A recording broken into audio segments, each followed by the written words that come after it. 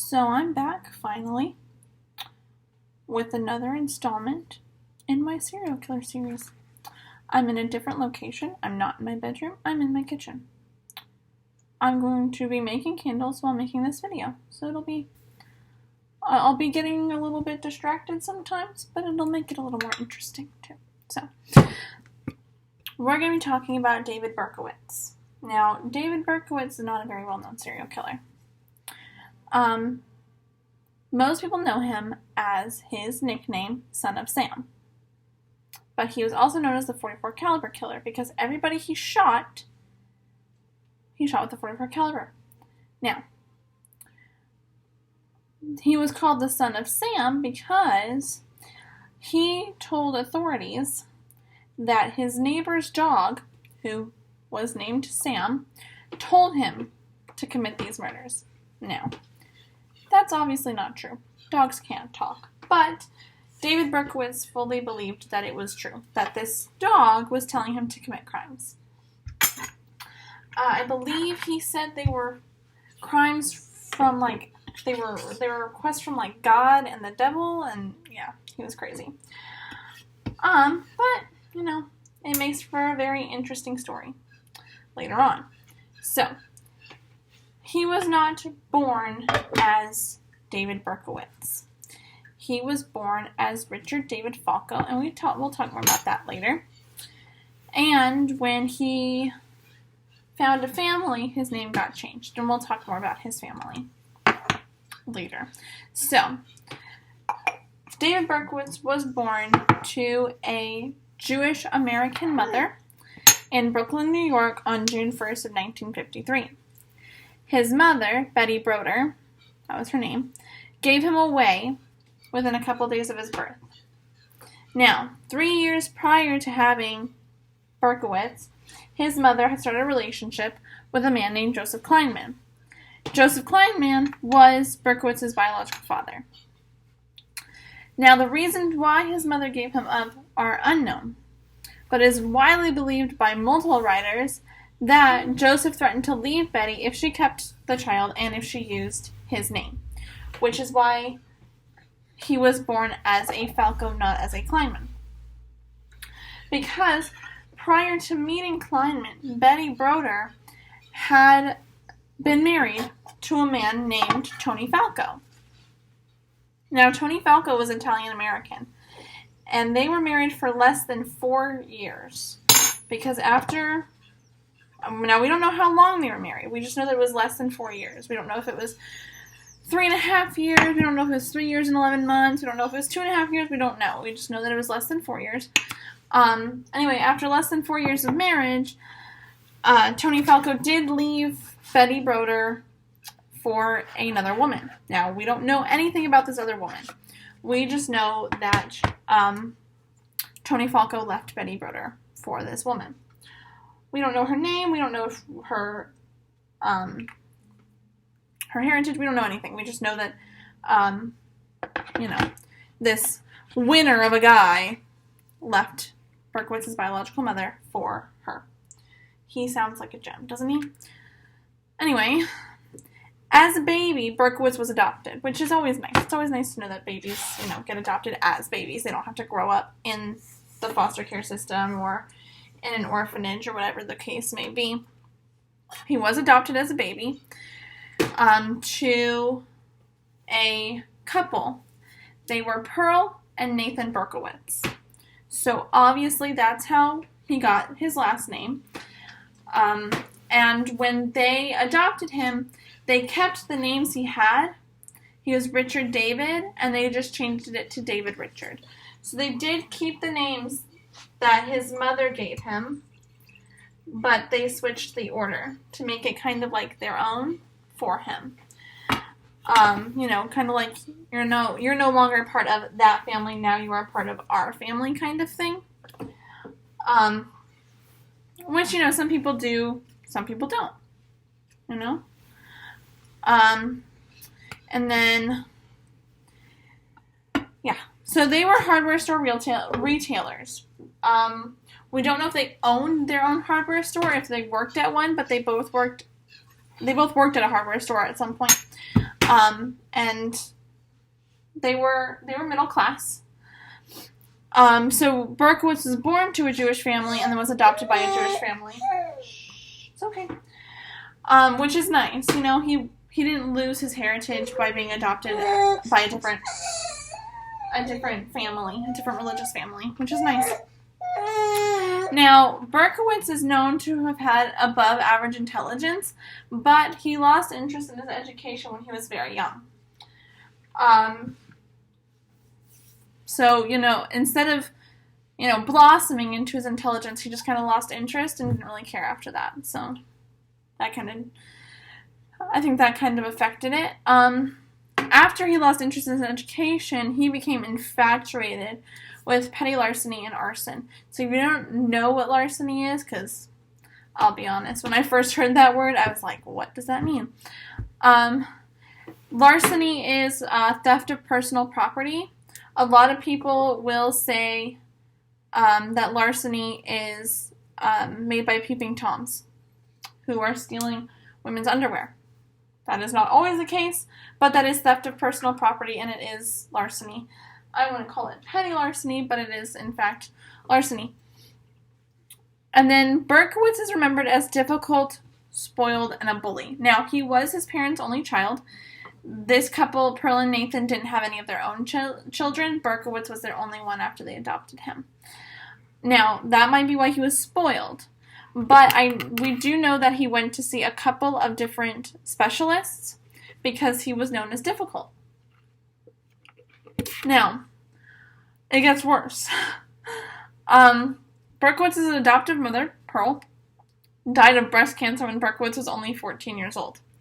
So he lost his mother when he was very young, which is really sad. So his adoptive father didn't stay single. His adoptive father got remarried, and in later years that caused his home life and his relationship with his father to become strained because he did not like his adoptive father's new wife.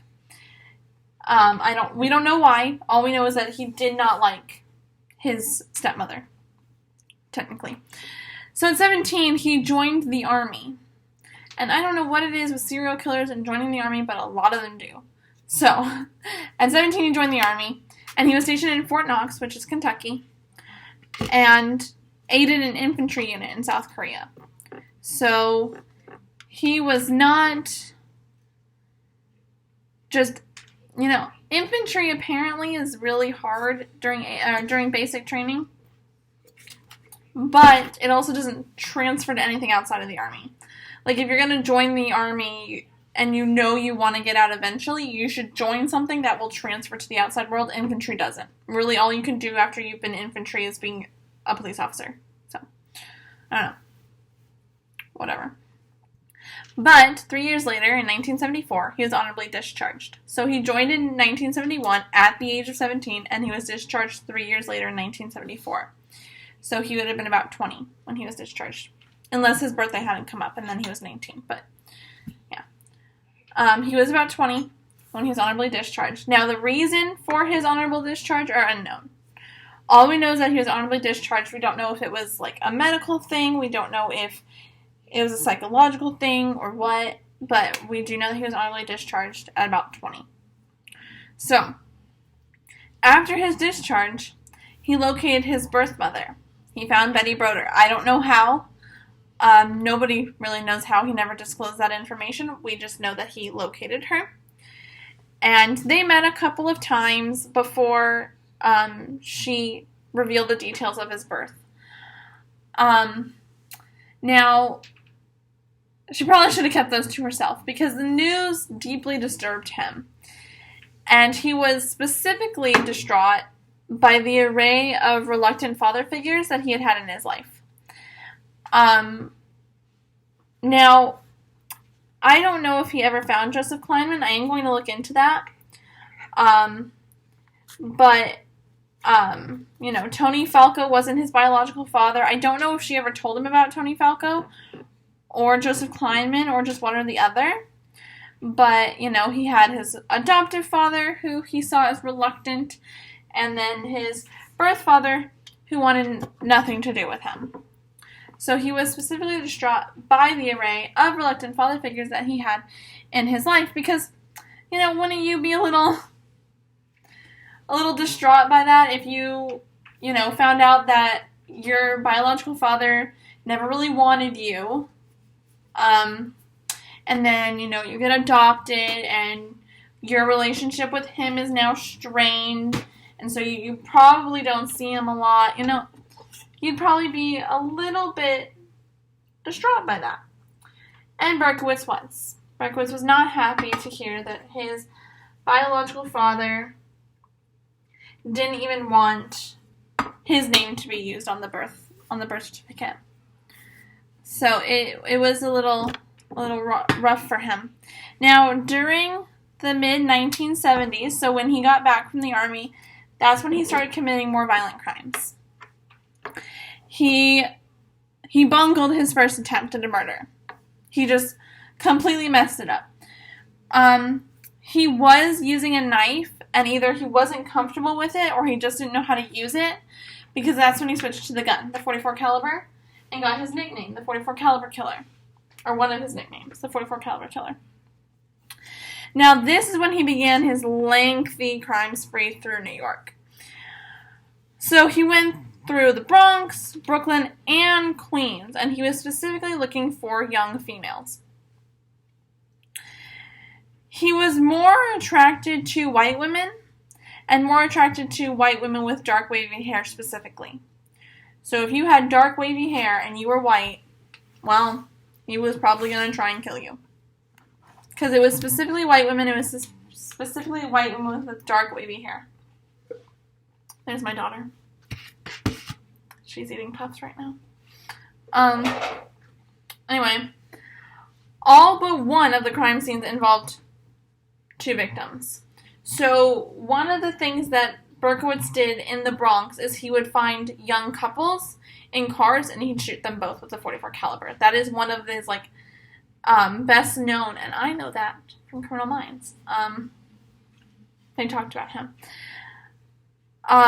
So he infamously committed some of his attacks while the women sat with their boyfriends in parked cars. So he'd find couples, women with dark wavy hair and their boyfriends sitting in parked cars.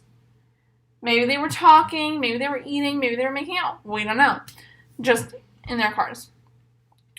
And he exhibited an enduring enjoyment of his activities.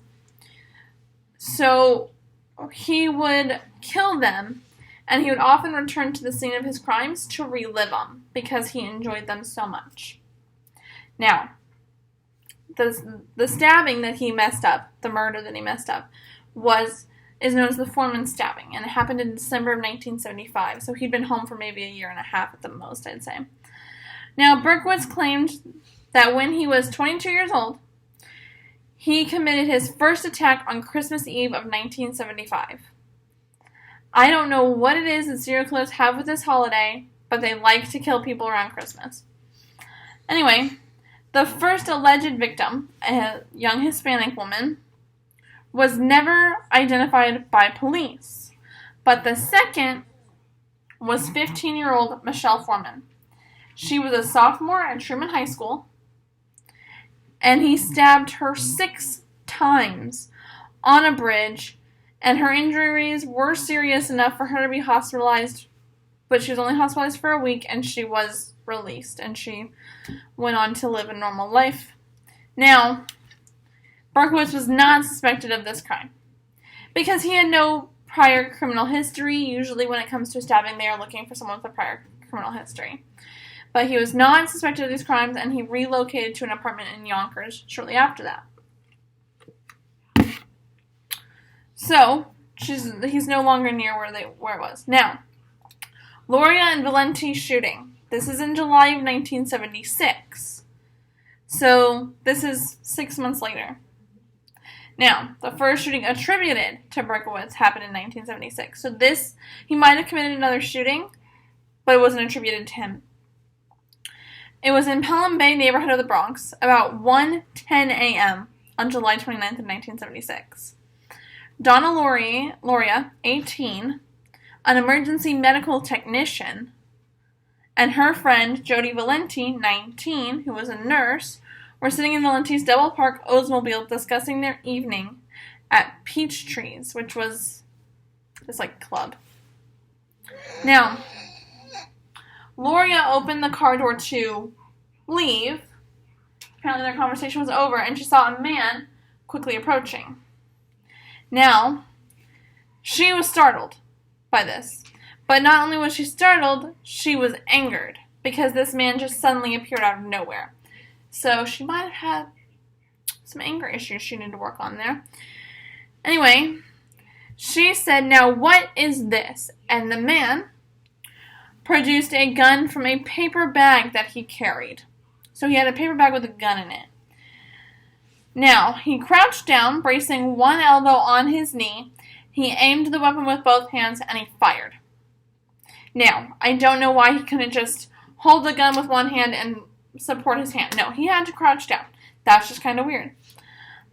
Now, Gloria was struck with one bullet that killed her. But it killed her instantly, so at least she didn't suffer and, bleed out. Valenti was shot in her thigh. And Berkowitz shot a third time, but happened to miss both women. And then he turned and walked away quickly. Because, obviously, somebody's going to hear gunshots. Now, Valenti luckily survived her injury. She was not killed. And said that she did not recognize the killer. So, Berkowitz is completely unknown to these women. She described him as a white male in his 30s with a fair complexion, about 5 feet, 8 inches, and weighing about 200 pounds. So, he was probably a little heavy for his height. Depending on, I've only seen a couple pictures of Berkowitz, and then it's just his face. I don't think he looks heavy, but his hair was short, dark, and curly. So he might have been seeing himself in these women with their dark wavy hair, or maybe that's what maybe his mother had dark wavy hair. And so because of what she did to him when he was just a baby, he hates her.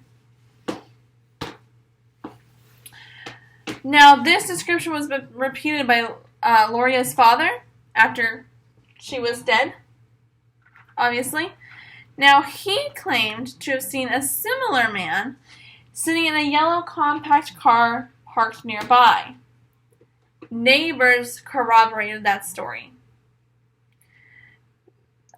They said that they had seen an unfamiliar yellow compact car that had just been cruising around for hours before the shooting. So, they're all noticing this yellow compact car, which is also very similar to Ted Bundy. His car, his little VW Bug, is eventually what gave him away. Oddly enough. Now, years later in 1993, after Berkowitz was imprisoned, he admitted in an interview that he had shot them.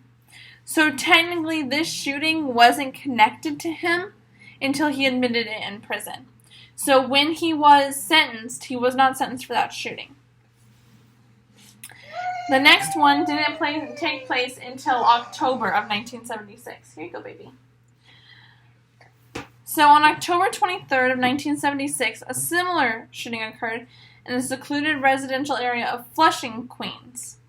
Now, it was Carl De Niro, who was 20, and he was a Citibank security guard, and Rosemary Keenan, an 18-year-old woman who was a Queens College student. And it doesn't say if she worked, and if she worked, where she worked. She was a college student. Now, they were sitting in Keenan's parked car when the windows shattered. So De Niro said later, De Niro is the man, that it felt like the car exploded because the windows just shattered. So Keenan, who was driving, quickly started the car and sped away. She was looking to get help. The panicked couple did not realize that somebody had been shooting at them. They didn't know what happened.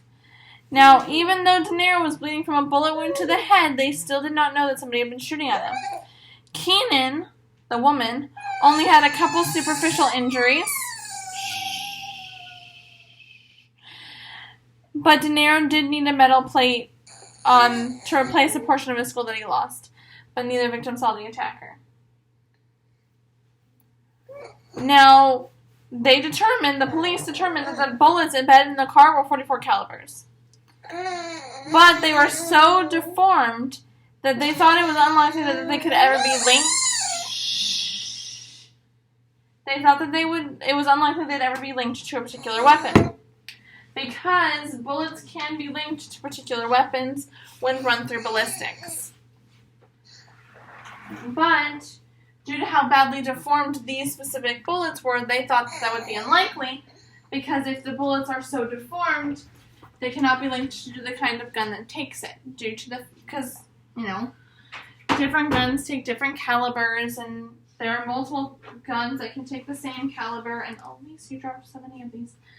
But they thought, with the deformity to the bullets, they might be able to link it, but it was unlikely. And as far as I know, those bullets were not linked to any particular weapon when he was imprisoned. Look, Elise. Look. You're on the screen. Isn't that cool? Now, because De Niro had shoulder-length hair, police determined that Berkowitz probably thought he was a woman. So not a lot of men had shoulder-length hair. And still, not a lot of men have shoulder-length hair now. But Berkowitz probably only saw him from the back and assumed, because of how long his hair was, he was a woman. Keenan's father was a 20-year veteran police detective of the NYPD. Now, that caused a very intensive investigation because, you have a retired police officer as a father. He's going to want it looked into. That's just natural. So, as with the Lori Valenti shooting, however, there seemed not to be any tangible motive for the shooting. Hi.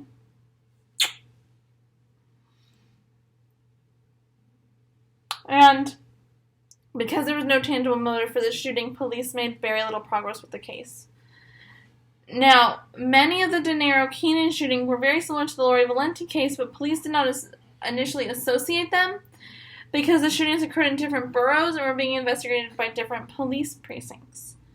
If they were being investigated by the same police precinct or had happened in the same borough, they probably would have linked them. It's just most investigations stop at city lines unless they can find more than one thing. The next shooting took place less than a month later, in November of 1976. So, high school students Donna DeMacy, 16, and Joanne Lamini, 18, walked home from a movie shortly after midnight on November 27th of 1976. Now, they were chatting on the porch of Lamini's house in Floral Park when a young man dressed in military fatigues, so the uniform, approached them and began to ask for directions. So he did not shoot them in their car. In a high-pitched voice, so that they couldn't link him through his voice, he said, "Can you tell me how to get," but then quickly produced a revolver. So he didn't even finish his question. But he said, "Can you tell me how to get," and then pulled a revolver out. Ow. Now, he shot each of them once on the porch, and they fell to the ground injured. And he fired several more times, striking the house, and then ran away. A neighbor heard the gunshots, rushed out of his house, and saw a blonde man run past, gripping a pistol in his left hand, and moving quickly. Now, DeMacy had been shot in the neck, but the wound was not life-threatening. Lamini was hit in the back and hospitalized in serious condition, and she was ultimately rendered paraplegic due to the shot. So he obviously hit her spinal cord in some way. My guess is she was trying to run inside, and that's how he hit her in the back. Now, the next shooting didn't happen until January of 1977. At about 12:40 a.m. on January 30th of 1977, Secretary Christine Freund, who was 26, and her fiancé, bartender John Deal, who was 30, were sitting in Deal's car near the Forest Hills LIRR station in Queens. They were preparing to drive to a dance hall after having seen the movie Rocky. I don't know why you'd want to go dancing after seeing Rocky. Okay, Rocky is not a dancing movie. But whatever. 3 gunshots penetrated the car, and in a panic, Deal drove away for help. Obviously. Now, he sustained minor superficial injuries, but Freund was shot twice and died in the hospital several hours later. Neither victim had seen their attacker. Because, you hear 3 gunshots, your car is ruined, you're in the car, there are bullets flying at you, yeah, you're going to run away. You're not really going to look to see who's attacking you. Now, police made the first public acknowledgement that this case was similar to earlier incidents and that the crimes might be connected. Right after that, all the victims had been struck with .44 caliber bullets. And the shooting seemed to target young women with long, dark hair. And an NYPD sergeant stated that police were leaning towards a connection in all these cases. Really? No way. Composite sketches were released of the black-haired Gloria Valenti suspect and the blonde Lamino DeMacy subject, and Conlon noted that police were looking for multiple suspects, not just one. So they might have thought that this was a team working together. Now, March 8th of 1977, about 7:30 p.m., Columbia University student Virginia, I don't know how to pronounce her last name, she's 19, was walking home from school when she was confronted by an armed man. Now, she lived about a block from where Freund had been shot. In a desperate move to defend herself, Virginia lifted her textbooks between herself and her killer, but this makeshift shield was penetrated, and the bullet struck her head and ultimately killed her. Now,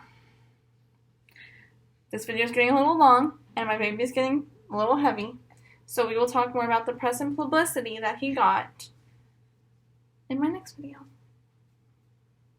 Can you say bye-bye, Elise? Want to wave? No? Daddy's more interesting?